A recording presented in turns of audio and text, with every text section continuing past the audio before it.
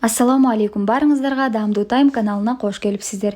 Бүгүн сиздер менен өтө жумшак, назик, чизкейк сымал, торт сымал пирогдун рецепти менен бөлүшкүм келет. Бирок өтө бюджеттүү, эч кандай творогсуз, болгону баарыбызга белгилүү сметанадан жасалат. Керектелүүчү азыктардын баарын жазып көрсөттүм, жана бышырып жатканда баарын айта кетем. Биринчи идишке 2 стакан эленген унду салып алабыз. 1 чай кашыктар разрыхлитель кошобуз. 150 грамм сары май же маргарин ушундай жумшак абалда болуш керек. Эгер катуу болсо кыргычтын жардамында майдаласаңыздар болот.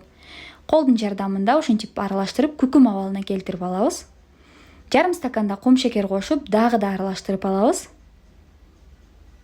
Жакшылап аралаштырып алган соң 1 жумуртка менен камырды жууруп баштайбыз.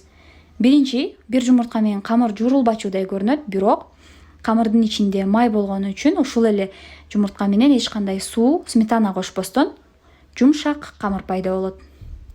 Эгер камырыңыздар бир аз жумшак болуп кеткен болсо, анда албетте бир аз ун кошсоңуздар болот. Жумшак, назик, колго жабышпайт. Пирог салуучу формаңыздарды алдын ала даярдап, эч кандай майлабайсыздар. Камырды салып, колдун жардамында мына ушинтип жайып баштайсыздар.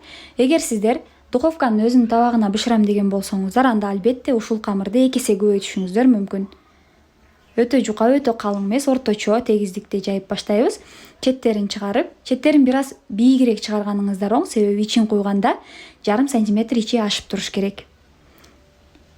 Ичине бизге 4 жумуртка керек болот жана жарым стаканда кум шекер.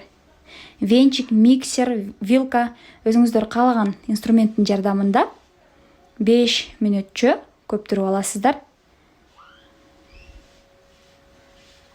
Мына ушинтип тынбастан аралаштырганда бир аз көбүк массага келет.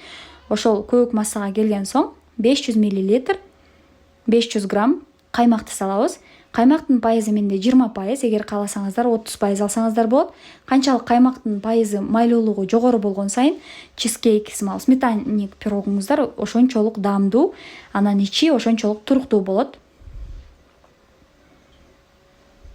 Аралашманы алдын ала жасалган камырдын ичине куюп алабыз.